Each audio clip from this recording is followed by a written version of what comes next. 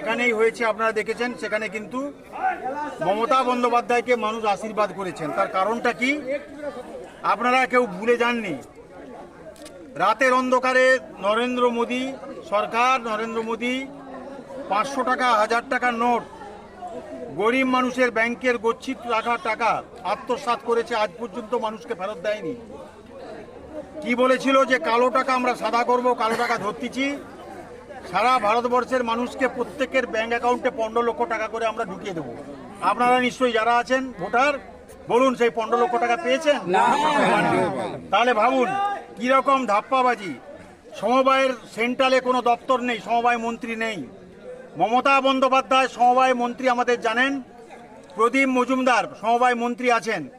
আমাদের সমবায় দপ্তর প্রত্যেকটি জায়গাতে আছে এবং সেই জায়গায় আমাদের ব্লকে আছে, আমাদের জেলায় আছে, আমাদের রাজ্যে আছে, সর্বত্র। সমবায় মানে মানুষের অর্জিত অধিকার, মানুষের স্বাধীনতা, মানুষের দুঃখের সাথী, অসময়ের সাথী, দুর্দিনের সাথী। মানুষ যখন বিপদে পড়ে সমবায় এই ধরনের সমিতিগুলো মানুষের পাশে দাঁড়ায়। তাই মানুষ আপ্লুত হয়ে মমতা বন্দ্যোপাধ্যায়কে দুহাত ভরে আশীর্বাদ করেছেন।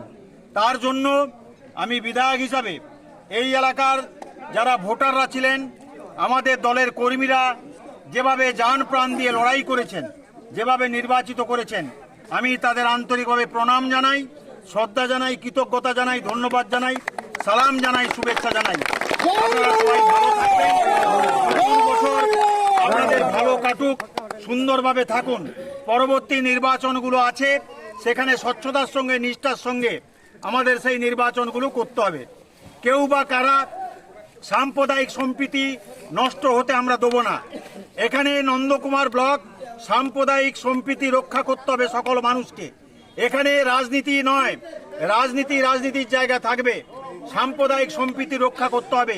সবাই ঐক্যবদ্ধ থাকুন, নন্দকুমারকে সুন্দরভাবে রক্ষা করুন। কেউ বা কারা নন্দকুমারকে নিয়ে যদি তারা নোংরামি করে, তার যোগ্য জবাব দেওয়ার জন্য আমরা কিন্তু এই নন্দকুমার এলাকার মানুষ তৈরি রয়েছে, প্রস্তুত রয়েছে।